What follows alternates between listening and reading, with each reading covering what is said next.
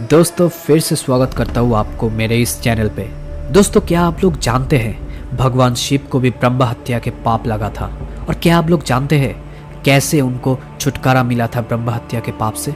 अगर नहीं जानते तो आइए बने रहिए मेरे इस वीडियो पे।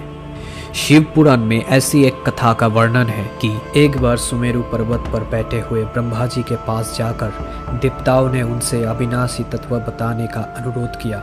शिव जी के माया से मोहित ब्रह्मा जी उस तत्व को ना जानते हुए भी इस प्रकार कहने लगे, मैं ही इस संसार को उत्पन्न करने वाला स्वयं हूँ, आजन्मा एकमात्र ईश्वर, अनादि भक्ति ब्रह्म घोर निरंजन आत्मा, मैं ही प्रवृत्ति और निवृत्ति का मूलाधार, सर्वलीन पूर्ण ब्रह्म। ब्रह्मा जी ने ऐसा किया तो मुनि मंडली में विद्यमान विष्णु जी ने उन्हें समझाते हुए कहा कि मेरी आज्ञा से तो तुम सृष्टि के रचयिता बने हो, मेरा अनादर करके तुम अपने प्रभुत्व की बात कैसे कर रहे हो? इस प्रकार ब्रह्मा और विष्णु अपना अपना प्रभुत्व स्थापित करने लगे और अपने पक्ष के समर्थन में शास्त्र वाक्य उद्घृत करने लगे। अंततः वेदों से पूछने का निर्णय हुआ तो स्वरूप धारण करके आए चारों वेदों ने अपना मत इस प्रकार प्रकट किया। ऋग्वेद बोले, जिसके भीतर समस्त भूत निहित है तथा जिससे सब कुछ प्रवृत्त होता है और जिसे परमात्मा कहा जाता है वो एक रुद्र रूप ही है।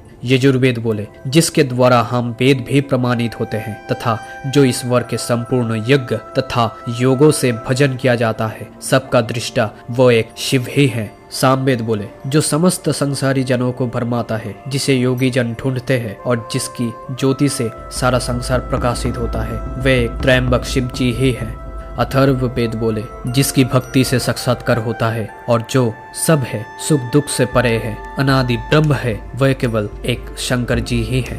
वेदों के इस कथन को सुनते हुए भी ब्रह्मा विष्णु ने शिव जी को पर ब्रह्म मानने से इनकार कर दिया। ब्रह्मा विष्णु विवाद को सुनकर ओमकार ने शिव जी की ज्योति नित्य और सनातन पर ब्रह्म बताया, परंतु फिर भी शिव माया से मोहित ब्रह्मा विष्णु की बुद्धि नहीं बदली। उस समय उन दोनों के मध्य आदि अंत रूपी एक ऐसी विशाल ज्योति प्रकट हुई कि उससे ब्रह्मा का पंचम सिर जलने लगा। इतने में त्रिशूलधारी शिव जी वहां प्रकट हुए तो अज्ञानता बस ब्रह्मा उन्हें अपने पुत्र समझकर अपनी शरण में आने को कहने लगे।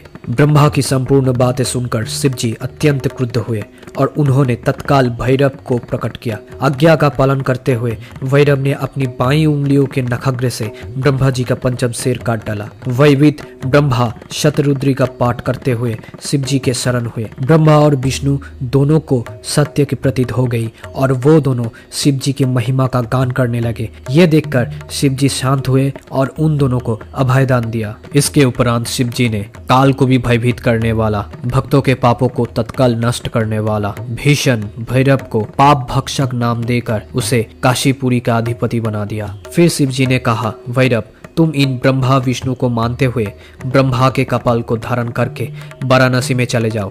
वहां उस नगरी के प्रभाव से तुम ब्रह्म हत्या के पाप से मुक्त हो जाओगे, क्योंकि ब्रह्मा जी के सिर काटने से ब्रह्म हत्या का पाप लग चुका था भैरव को और उनके हाथों से उनके सिर चिपक गया था। शिव जी के आज्ञा से भैरव जी हाथ में कपाल लेकर यूं ही काशी की ओर चले। ब्रह्म हत्या उनके पीछे पीछे हो चली। विष्णु जी ने शिव जी की स्तुति करते हुए उनसे अपने को उनकी माया से मोहित ना होने का वरदान मांगा। विष्णु जी ने ब्रह्म हत्या से भैरव जी के पीछा करने की माया पूछना चाहिए तो ब्रह्म हत्या ने बताया कि वो तो अपने आप को पवित्र और मुक्त होने के लिए भैरव का अनुसरण कर रही है। भैरव जी जब काशी पहुंचे तो ही उनके हाथों से चिमटा ब्रह्मा जी का कपाल छूटकर पृथ्वी पर गिर गया और तब से उस स्थान का नाम कपाल मोचन तीर्थ पड़ गया। इस तीर्थ में जाकर सभी पिंडदान और देव पितृ तर्पण करने से मनुष्य ब्रह्म हत्या के पाप से निवृत्त हो जाता है।